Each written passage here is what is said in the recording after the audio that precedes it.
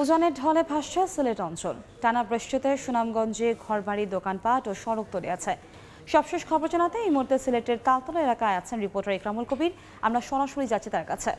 ইকরাম, আমি এই মুহূর্তে আছি সিলেটের ফায়ার সার্ভিস ও সিভিল ডিফেন্স স্টেশনে এবং এই সিলেট স্টেশনের এই বেহাল দশা দেখতে পাচ্ছেন।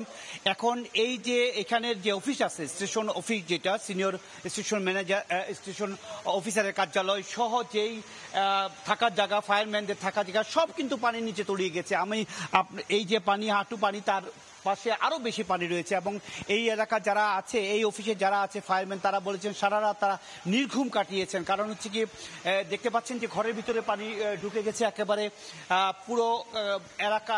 এই এলাকার যে ফায়ার ব্রিগেডের যে গাড়িগুলো ছিল, পানি গাড়িগুলো ছিল, সব এই স্টেশন থেকে বাইরে নিয়ে নেওয়া হয়েছে এবং বাইরে সরিয়ে নেওয়া হয়েছে এবং এই অফিস লাগিয়ে তারা বাইরে চলে যাচ্ছেন এবং এখানে থাকার মতন কোনো পরিবেশ বা পরিস্থিতি নেই। একেবারে দাঁড়িয়ে এবং পানি, হাঁটু পরিমাণ পানিতে দাঁড়িয়ে তারা কাজ করছেন এবং এই গাড়িগুলো বা বিভিন্ন গাড়ির ইতিমধ্যে পানি ঢুকে নষ্ট হয়ে গিয়েছে, ব্লকেজ হয়ে গেছে। এবং আপনারা দেখতে পাচ্ছেন, আমি আরেকটু আগে যেতে চাচ্ছি, যে যারা থাকেন এখানে, যারা ফায়ারম্যান বা বিভিন্ন অফিসার বা বিভিন্ন লেভেলের যারা কর্মকর্তা কর্মচারী থাকেন, তাদের আবাসন যেই থাকার জায়গা, যেটা সেই থাকার জায়গাতে পুরো পানির নিচে তলিয়ে গেছে। এবং এই বলা যায় যে এই যে উচ্চতায় পানি আছে, সেই উচ্চতা কিন্তু সুরমা নদীর পানি এখন রয়েছে। সুরমা নদীর পানি বিপদসীমার প্রায় 30 সেন্টিমিটার উপর দিয়ে প্রবাহিত হচ্ছে। এর কারণ হচ্ছে কি, সকাল 9টা থেকে 9টা পর্যন্ত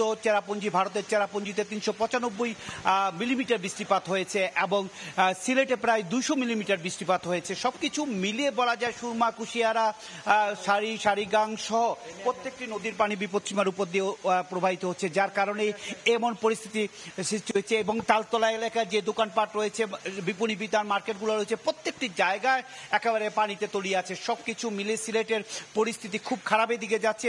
2022 সালের যে পরিস্থিতি, সেই 2022 সালের পরিস্থিতির দিকে যাচ্ছে, এমনটি আবহাওয়া এবং পানি উন্নয়ন বোর্ড আমাদেরকে জানিয়েছে এবং তারা পরিস্থিতি সব মনিটরিং করছে এবং সিলেটের প্রশাসন পরিস্থিতি মনিটরিং করছে। মোটামুটি এই ছিল সিলেটের নদ নদীর পানি বেড়ে যাওয়ার কারণে বিভিন্ন জায়গায় যে পানি উঠে গিয়েছে তার সবশেষ খবর। আমরা সরাসরি যুক্ত ছিলাম সিলেট থেকে।